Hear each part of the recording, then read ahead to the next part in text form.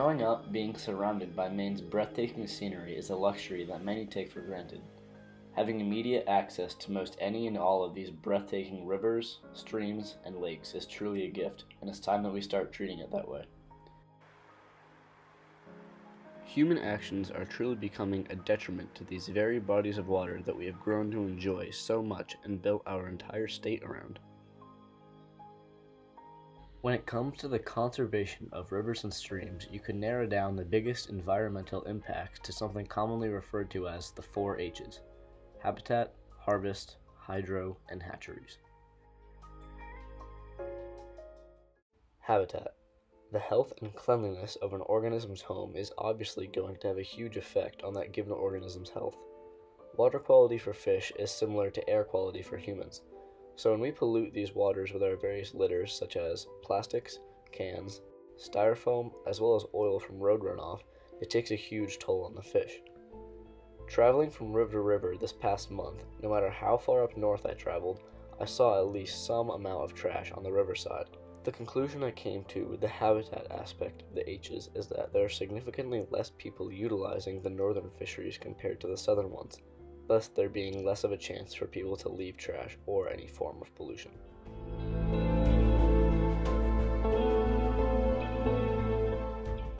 Hydro. Hydroelectric dams have the largest physical impact on the rivers and their fish population.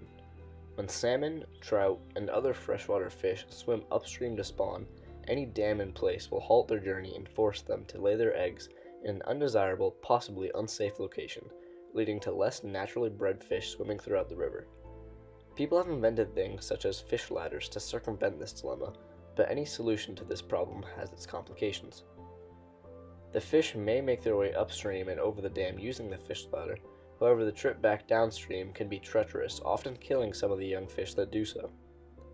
In addition to this, these dams also cause unnatural fluctuations in river flow.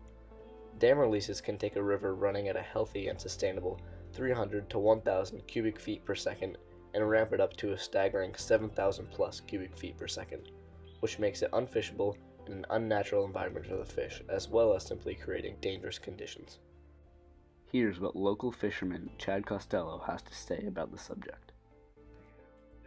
They warm the system, they create erosion, they prevent passage for fish to migrate from where they need to go. Even though there's a fish ladders, the structure itself imposes many problems, and I would be all for removing every single one of them. Harvest. Harvest is rather self-explanatory and not as big of a problem in rivers and streams as it is in ocean fishing or commercial fishing. This is because of the highly mandated fish limit per day. The harvest limits on most river fish typically run from 1 to 5 fish per person, depending on the fish and the season. These laws are enforced heavily and come with hefty fines if caught breaking them, which results in a relatively controlled harvest aspect of our rivers. Hatcheries. Hatcheries are something that many people have strong misconceptions about. Most people think the more fish in the river, the better. Let's just add more stocked fish. Well, that is actually entirely wrong. Here's Emily Bastian from Native Fish Coalition with more on the subject. Native Fish Coalition is a nationally recognized nonprofit organization. So we have a national board and chapters in Maine, New Hampshire, and Vermont. Maine was the founding member state, and we have the largest board, and we're the most active. So we've got a lot going on in the state of Maine. All of our positions and the statements that we make, the positions we take, it's always what's in the best interest of the fish. Not what fishermen want or what necessarily socially, economically would be driving those decisions. Native Fish Coalition is opposed to stocking over wild native fish. The problem with stocking is, first of all, you're introducing fish from a captive environment.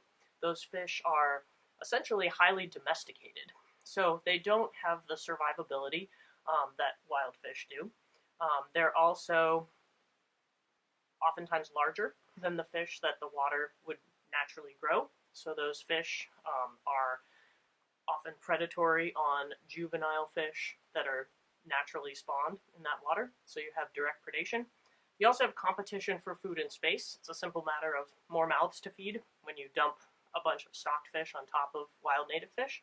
So those wild native fish have less opportunity to feed and less food to go around.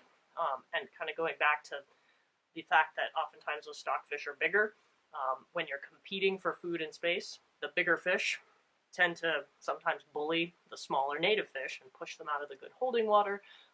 They get more of the feeding opportunities. You can also introduce disease and parasites through stocked fish. They're raised in very crowded environments.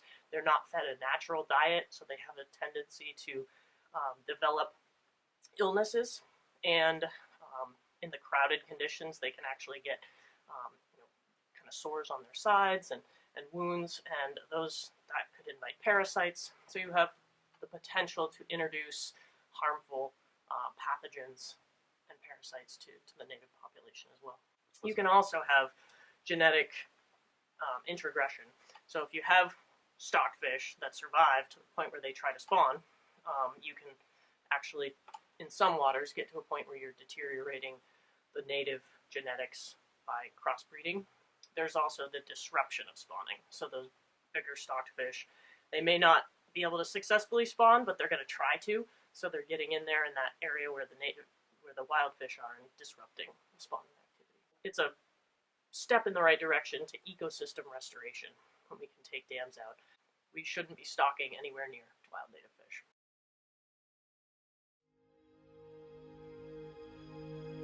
Throughout this project, I have gained so much knowledge surrounding Maine's rivers and streams, and cannot wait to continue pushing the conservation of these waters for many years to come.